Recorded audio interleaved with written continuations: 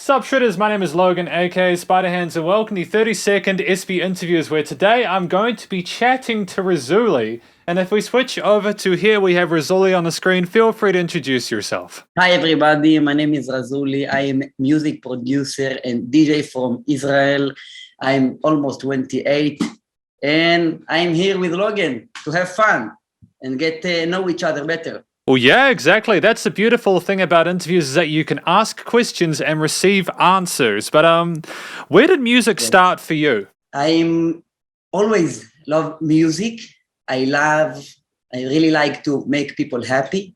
And I like to be the center of attention. Like I want to be like all eyes on me, you know? So, and when I went out with friends of mine to party, to dance and enjoy, I kind of feel like the DJ have meet all the three, you know, he is like the center of attention. He makes people happy and they usually love music, you know, so this is what's for me. Yeah, definitely. And how long did it take you to get the hang of DJing? It was a little bit tough. I kind of go to school in Tel Aviv that make people DJ, like study DJ, learn how to DJ. But it wasn't this. Like, I think that being a DJ, you need to jump into the water and make mistake. You know, don't know, like when I was starting how to do a beat mix right, but these kind of mistakes make you being better. You know, like practice makes perfect, you know this? So when I was moving from my place, it's Pardes near to Tel Aviv, to another place in Israel, it's called Eilat. After finish army, I kind of, there is a lot of, it's like a tourist city, Eilat. I don't know if you know, but there is a lot of clubs in Eilat. So I kind of feel like this is a good start, a good place to start being a DJ. And I kind of go to the owner of each club and tell them I'm the best DJ, blah, blah, blah. And I like a lot of time being DJ. It's kind of wasn't true, you know, but I was like with a lot of confidence in myself, in my near future. And I kind of was thinking I need to do everything and say everything in order to put myself in the position I want to be as a DJ, you know. And I was start playing as a DJ for free without getting any payment. And it was good because they allowed me to become a better, you know, become a better DJ. And I had a chance when they opened a new club, a big club in Eilat, this city I told you about. They tell me you can play the open party. You have 1 hour, 1.5 to make a very good set, a DJ set, and let's see what you got. And I kind of like, yes, this is my chance to improve myself, to you know, to make a big impression and start my way as a professional DJ. So I kind of was 1 week, 2 weeks before the big opening party, sitting every day on the computer and study and do a mixing and beat mixing and download a lot of songs in a pirate's way, but okay. But I was like download music and start like kind of doing my homework before the playing, the opening party. And when the opening party I put like 200% of myself in this 1 hour and plus set, and everybody was crazy about it and love it. And I was like starting my journey as a professional DJ. I became, after this event, after this opening night party of this club, the resident DJ. You know what is a resident DJ? It's like I was a DJ of this club. And from there, I start my journey as a DJ. It was 5 years from now, yes, in 2017. Wow. Six, yes. It's kind of late, you know, because I know people that start their journey as a DJ when they 16, 17. I felt a little bit old compared to other, but I told myself like, fuck it, I need to be focused on myself, on my way. And even if they start before me, like when they was younger, I will be like, my goal was to be like the biggest music producer as DJ, like the number one top DJ mag. This is like my goal. Absolutely. Yeah, no, I think that's a fantastic goal. I mean, like, what kind of music do you mix? Now I'm making especially future rave. It's kind of a new genre. It's from David Guetta and Morten. I think you heard about it.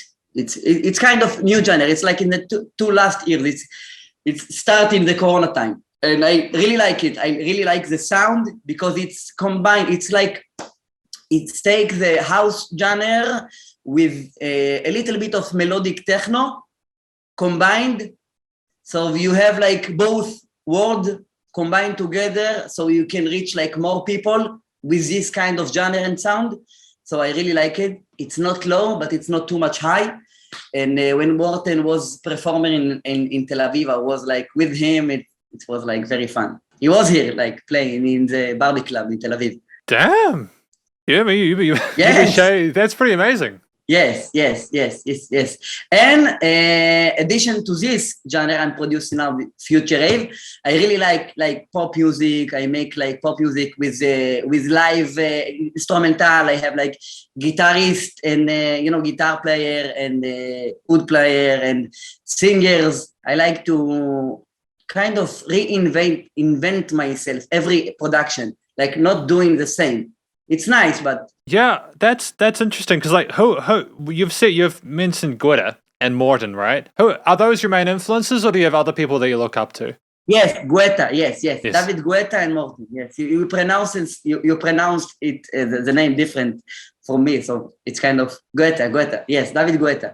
Yeah, so like, are they your main two influences at the moment, or do you like other types of producers as well and DJs? I love a lot of other producers. I love Calvin Harris. I love Martin Garrix. Lost Frequencies. I love Armin Van Buuren. Vinny Vici from Israel. I think you know them from here. Vinny Vici. You know Vinny Vici, the Psytrance producer from Israel? A little bit. I've heard a little bit of it. Tell me more about them if you want. What music you love? Like what you usually, Oh, I did. I love my like dubstep, my dubstep and my. Okay. Dubstep, drum and bass also. Or yeah. Like Skrillex, this kind of genre, like this. Yeah, basically, yeah. Best house also, best house. Yeah, but like I'm relying on you to educate me because I want to expand my horizons. You should tell me more about the kind of music you make. I told you what kind of music I make. I can tell you what kind of music I play. It's different. The music I play on a daily basis, it's like I'm not only like music producer, and I want to be, yes, like David Guetta and Morten, and play only my original tracks and perform all over the world. And like my plan is to be in the Tomorrowland stage, like the main stage. But for now, what I do also is weddings and private event. Wedding and private event. So in weddings, I think in weddings and private event, you can't only put and play your original tracks, You need to know a lot of genres, usually even a genre that you don't really like and play and hear on a daily basis. But this is like what the couple likes. So you need to play what they want in a private event also. But it's very good. Because I've seen that you are quite highly rated for your wedding shows. Are there gigs that you turn down because of the genres you're expected to DJ? Or are you literally like, I'll just do whatever needs to be done? No. I think everybody should have boundaries, Not only boundaries of money, It's not always about the money. It's most of the time, yes. But I think in places like I really less like playing in a parties in nature. There is a parties that you usually a trance parties that you play in the middle of nowhere. I think Like I will not say the Burning Man. I will love to play in the Burning Man. It's one of the biggest festival in the world. The Burning Man. Thing about party in the middle of nowhere, like in the desert, no electricity. You need to bring your all speakers and stuff together, and it's make everything dirty, and you need to clean all your equipment like 1 week later. I don't like this kind of party. I usually say no. Even it's more money, a lot more money. I don't like it. It makes me dirty, and I like need to, clean myself. You don't like Yes. it dirty. You love your DJing, but if it's getting dirty, nah, stepping away from that. Exactly. It's not worth it, to clean everything day after day, like all week later. It's not worth it.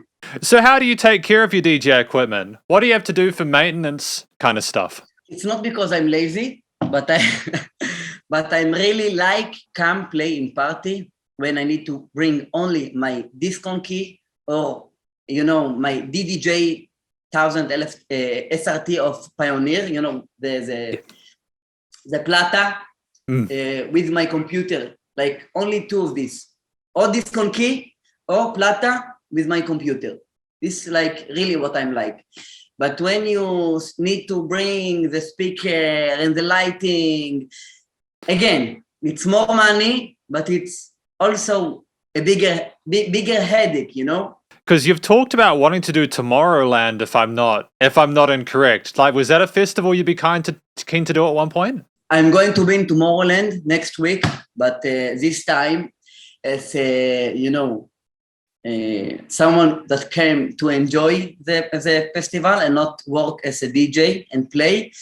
Hopefully, next week I will. So we are going to do this again. I will update you when it happen.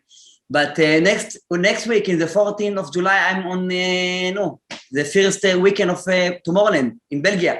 What? So you're traveling? You're traveling? Not much. The last time was, I think, 2018, but was Corona, so it's not kind of account because Corona was almost 2 years. But yes, I'm going after next weekend. I'm going to be in the Tomorrowland, I think, 5 days from the 14th to 18, even 19.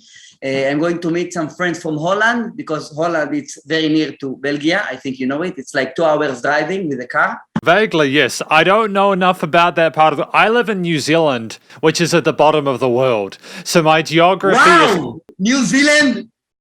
I like it. It's kind of one of my wish list, to be in New Zealand. I like your Prime Minister. He is amazing. Yeah, Jacinda's been doing a good job recently, eh? Why you do this? It's not like you're thinking of her. Match what you said. It's just I usually try and avoid talking about like where I live and stuff in these interviews, but it's really nice to have like a prime minister who makes people happy, that's always a plus, right? I think she is like kind of the only one on the planet Earth that doing this, I don't know much prime minister that doing really a great job, and it's not because she's paying me to tell you this, but she's really good. Yeah, no, I don't even think she knows who she doesn't know who I am, so she wouldn't be paying me to say nice things. But what I read, I like to read, a lot of stuff about everything and every place in the world, like New Zealand too. And there is a lot of prime minister. I can tell you that the prime minister here in Israel, we don't like all the people here very suffering from him, and we don't like this. Even I think about moving from Israel to another place, like make a relocation because of this, the situation here is because of him very sucks. I don't know if you know, but Tel Aviv was chosen, I think, 1.5 months ago, 2 months ago, to the most expensive city in the world. You know this? I did not know that. So Tel Aviv is the most expensive city in the world. Before was Tokyo and Singapore, but now Tel Aviv is like the most expensive. So it's not expensive because everybody who lives in Tel Aviv getting paid very good, So there is a really, I don't know if bridge is the right word to say, but there is to live in Tel Aviv is very expensive, but the people who live in Tel Aviv doesn't getting paid much. So it's making a lot of problems. You understand it? No, absolutely. Like, if you as a musician, where would you move to in the world? Where would you move to if you could? First of all, I can. It's not like if I could and it will stay like this. I still planning to do this, but I don't know now, like really what's the best time for me to do it. I still thinking about it, but I think if I can move, I don't know if I like want to move from only one place and stay all my life there. This is why I want to kind of travel a little bit to explore places in the world and then decide what is like the best place for me to stay, you know? Because now I can tell you, but I don't know, because I can move next month to the like United States, to Miami, okay? To Miami in United States. This is like very good place for DJ and music producer. Don't you agree? Well, yeah, it's exactly. Very good place. I know people from Israel that living in Miami that told me to come visit them and play in clubs in Miami. It's very nice, but I don't know, like it's like the best option for me. But I want to be there for sure. So, like, if you were to move, could you still? So, you'd still planning on sort of continuing your DJ stuff, like doing similar sets, or do you think you'd have to adjust your sets for different parts? I can tell you, I will answer you differently, because I will think if you was asking me like this, if I want to be in a DJ like my whole life and make money only from this, my answer to you was not, because I kind of want to make more money from other stuff and keep it like the music from the art side. I don't want to like make money from my art. I want to keep it. I don't want to involve money with art, because when you put money in art, the art comes out like a little less good, you know? So my ambition and goal was to make a lot of more money from other stuff, like, I don't know, like cryptocurrency that I'm investing in, like, you know, Bursa and real estate, and be good in this kind of area too, so I can make a lot of money from this while I'm sleeping. And when I'm going to be a DJ and play in my shows, it's not because someone pay me to do this. It's because I really like to do this. I really like music and makes people happy. I get it. So you're looking to diversify and get involved with other stuff so that you can just enjoy DJing. Exactly. I mean, I think it's smart. I mean, like, I think that music has killed I think that money's killed the music industry. Ironically, I think that when I do these interviews, a lot of people are constantly talking about the money. And when I ask them, you know, what are you going to do? Like, what does music mean to you? And they're like, I want to become famous. And it's like people lose the fact that music is about creative and artistic expression in the first place, you know? And now, like, you know, in the TikTok generation and all the shit coming up, it's make everything so stupid, you know? Everything, like, if you want to be famous, you need, like, the competition is more about who is more stupid than who is more creative and have, like, a good taste of music that he brings with him. And I don't want to compete, like, have competition, like, with more stupid, me or them. I don't like it. But this is a fact, you know, this is our reality. And it's become worse and worse and worse. No, and that's fine. Your opinion is exactly why we're here. You know, what do you imagine for yourself in a year's time? Where can you see yourself in a year's time with your music in the ideal scenario? That my friend circle will be like Tiesto and David Guetta, like all my inspiration, all my people that I'm getting inspired by, like Morten, David Guetta, Martin Garrix, I like them to be like very close friend of mine, and I can go and play with them in the biggest festivals like Tomorrowland, Coachella, EDC, Las Vegas, you know, Ultra Festival in Miami. Besides this, to have like another circle of good friends that with them, I'm going to be going to do the business side. Like all the people I just tell you about, I want only to have the connection with the music and art. I don't want, it's kind of combine what I just told you about, make money from other people and from other stuff, and make music with other people and other stuff, you know, to kind of split between them. So this is like my future goal, like 5 years from now, maybe 10 years from now, to put myself in the position that I am already have enough money coming up from other area in life, and to still be famous from my music and about my music without getting dirty on the way because of money. Like come with my own music from a clean place, you know, and have like both of friendship, my business friendship and my musical friendship, you know, with all the people I getting inspired now from like David Guetta and everybody. Yeah, no, I mean, like, I've listened to some of the music that you've got on Spotify. Like, I've listened to Rockstar, and Yes. I've also listened to, what was the second one? It was No to War. Yes. What are those two songs about? Because are they more about the artistic expression than anything else? I think No to War have like a very deep meaning. I think you know the war about Ukraine and Russian. And the singer is friend from Ukraine that live in Ukraine. And we wrote the song together, and she sing the song together. And like the title of the song himself, it's Not to War. All the song is talking about war can't do anything good for both sides. And this song was writing about the situation, the really complicated and not good situation that going between Russian and Ukraine. So I really, like, you know, music is expression, is a feeling, is emotion. So I think how I can reach to a lot of people with my music, like how I can do something, a little something, tiny, to stop the war.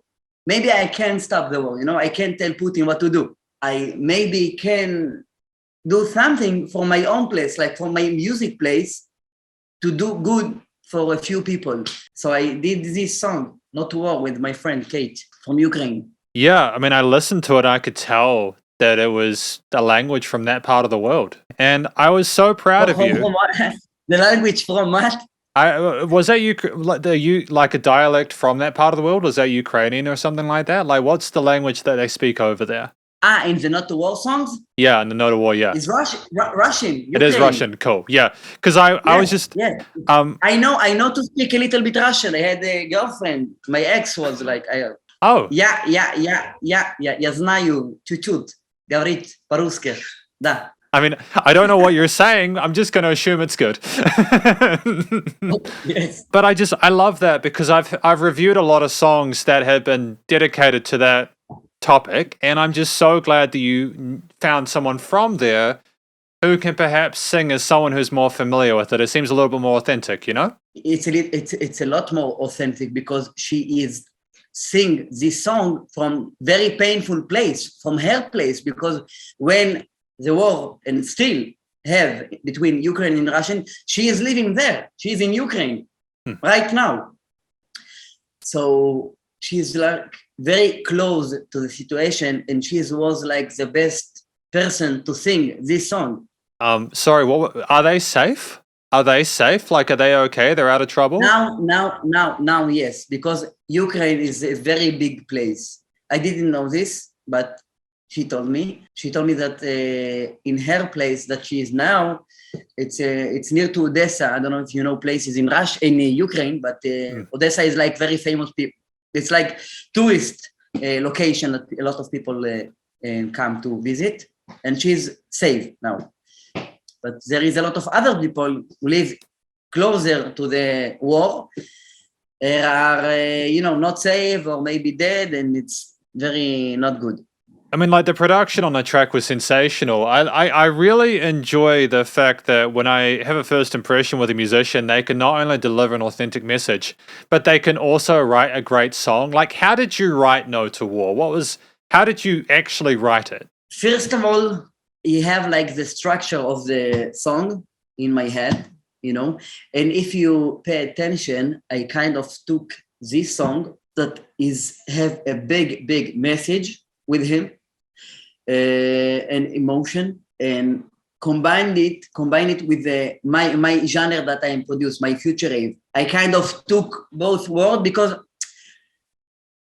when I just start working, I didn't think it will be like a good fit, not to war songs between what's happening now with Russian and Ukraine, and to put it like in genre that is like boom, boom, like, it's like kind of more happy genre, you kind of, you want to dance to this song. I think in the start, before I make it, to take it like more in a pop direction, but I think that more people will love to hear it. And if I will make it as a future rave track, So I sent her the sketch. She really liked it.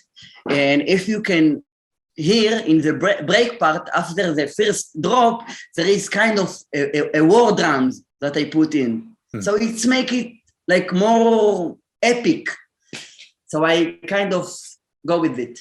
I liked how you put the vocals in the center because they were unexpected. Like I listened to Rockstar and then I listened to No to War and I was like, oh, this is completely different. It's almost like we knew to put those vocals as the focal point. I think my approach to to each track was different. When I was making the Rockstar, I was making it like from more industry place, less art. And it's funny, but it takes me like less time to make the Rockstar compared to the Not to War, because Not to War was more complicated. It's like took us, I think, like 1 month and more to make it. And Rockstar was taking me like between 1 to 2 weeks. And not only because she's living in Ukraine, we have WhatsApp of each other, me and Kate. So it took us more time because we was really aim to get the best that we can do from this song, from this message. And I wrote in my Instagram page also when I posted, my goal with this track was to be the voice of the people that doesn't hear, and there is a lot of, in Ukraine, people that want to say something about this war, but can't, nobody hear them. So my goal with this track was to be the voice of those people, like hopefully to get as much people I can. Unlucky for me, I still not so much famous with not so much fans, so I didn't get much views or plays on these songs, but I'm doing my best. Yeah, I mean, like, which was more fulfilling for you? Was it more fulfilling to make Rockstar, or was it more fulfilling to... No, Rockstar, I think Rockstar is way of life, is mind, it's a mindset, I feel myself as a rockstar. So this is why I start my EP, like my mini album with this song. But, because I feel as a rockstar, people who knows me, my friends, know me as a rockstar.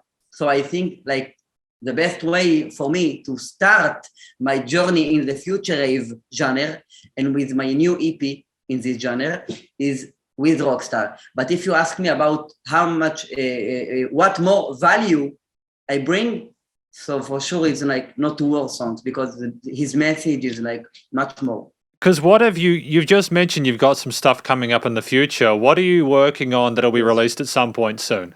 I have a very, very, very also important project. It's called Habibi. It's in Arabic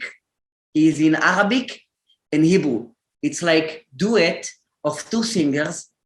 One is kind of a little bit famous here in Israel, and the Arabic is less. And it's also have a big message with him. But this, I took him like from like more to the pop songs area, less the future rave. because of the production is a little bit complicated. It's like 2 guitar player and 2 singers, but it's like the message of this song also is about peace. I don't know if you know, but here in Israel we have a lot of wars and we have a lot of issues, not like New Zealand. Here we have a lot of conflicts, you know, with the Arabic. So, and everybody think different thought about Israel, and I kind of want to speak for all the people that that her voice doesn't hear. We want peace. So this song is about peace. The Arabic singer and the Israeli singer both sing about peace. We want peace. And the name of the song is Habibi.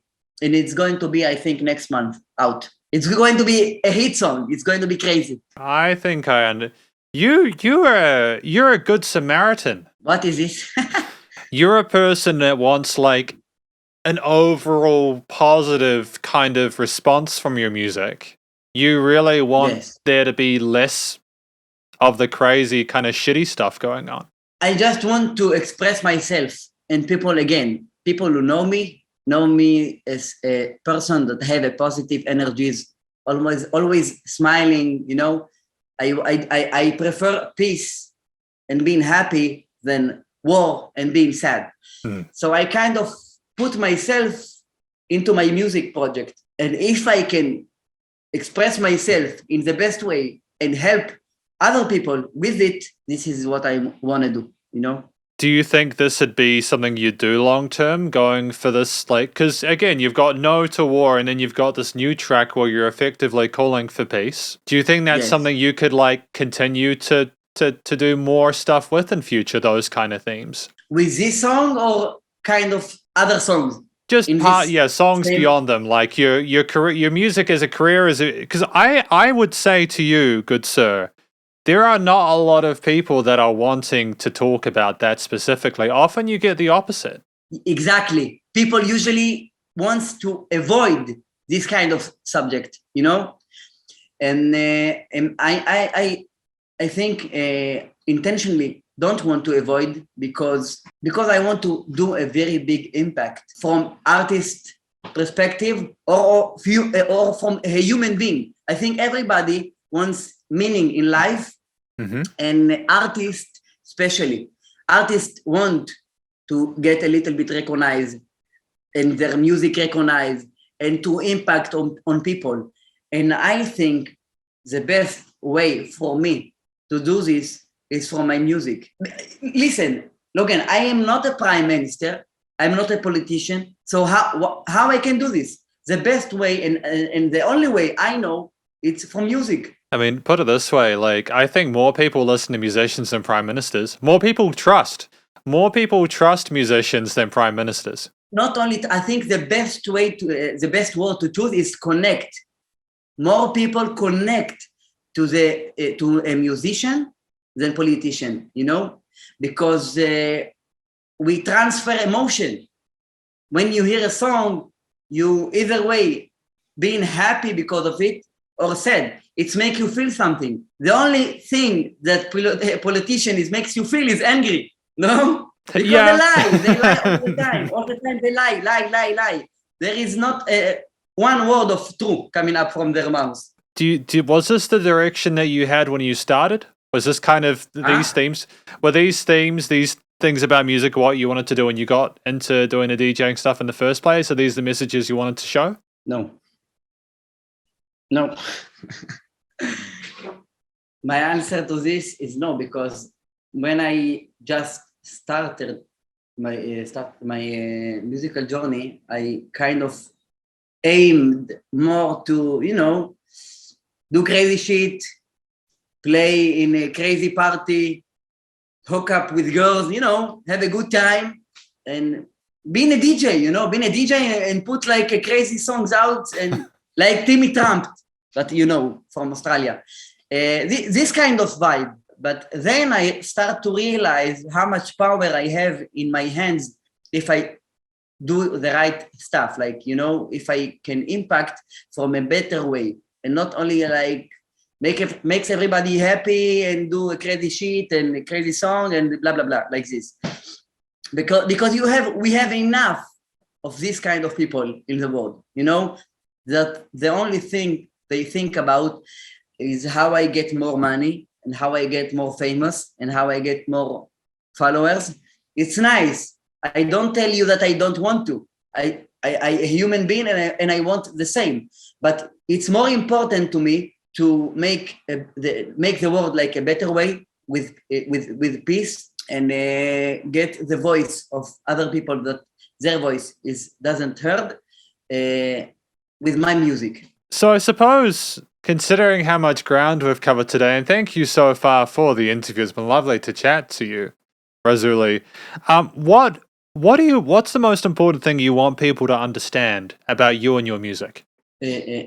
What more I want people to understand about me and the music? Yeah, like the most important thing, like if people were to watch this, what would you want them to take away from it? What would they? You can. I think my everything is like to be an example for people that you can do whatever you want to do. You can make music, which kind of way and genre. Don't let other people decide for yourself. You know, there is a lot of people that the only thing they think about is like what other people will say about me, about my music. And I think the best way to say it is like, don't give a fuck, like do whatever you want. Do whatever it make you feel better and for other people too. This is, I think, the kind of my way of life. This is why I start my EP from the rock star, because people who is rock star don't think about anybody opinion, you know, because there is their opinion. I have my own opinion about life, about what I want to do, what I want to create, what impact I want to live here in the world. I want people to talk about me and my music after I'm gone, you know, after I'm dead. I don't want to make a hit song for a moment and then... I couldn't have known this about you from just reading about you, so I'm really glad that we got the chance to chat today. Before we finish up for the night, so that you can enjoy your lovely afternoon, where can people find your music? Where can they find your music online? In every place. Only write RAZULII, RAZULII, and they can find me anywhere. Well, RAZULII, thank you very much for coming in for this interview today. It was a lovely time chatting with you, and I wish you the best of luck in future. Thank you very much, Logan. See you next time. See you next time, and have a great time with your trip, all right? Thank you. Bye, Logan. See ya. And that was my interview with RAZULII. I'll be honest, that was a hell of a ride, wasn't it? I'm not mad, though. RAZULII is the kind of individual who you hear his stories and his vision for things and you think, damn, he has got it going on. I am continuing to meet and chat and interact with more and more interesting people. And to be brutally honest with you, I think I love my job. I'm not like it's like 11 o'clock at night here, and usually I'm in bed by this point. Not that I'm complaining. It's how else do you have the opportunity to chat to people about themselves and amazing music? Please do go show RAZULII some love via their various social medias and their digital streaming platform pages. I think he's on Spotify and all that. And please also go and show your local artists and musicians some love via their various social medias and all that, as they need the help more than ever with all the crazy stuff going on. As per RAZULII's wishes, I wish for the war in Ukraine and all the other conflicts in the world to find peaceful resolutions. And I will catch you in the next SB interviews. Spiderhands out.